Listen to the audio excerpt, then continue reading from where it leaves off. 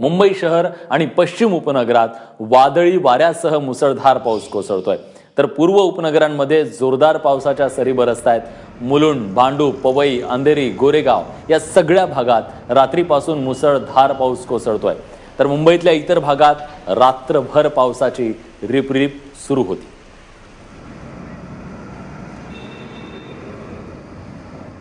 मुंबईतल्या या सगळ्या पावसाबद्दल बोलण्यासाठी वेदांत नेब आपले प्रतिनिधी आता आपल्यासोबत आहेत। वेदांत, आता तू नेमका कुठे आहेस आणि रात्रभर जो मुंबईत पाऊस पडलेला आहे, मुंबईला झोडपून काढलेला आहे, या पावसाचा मुंबईच्या ट्रॅफिकवर काय परिणाम झालाय का? काय परिस्थिती आत्ताची?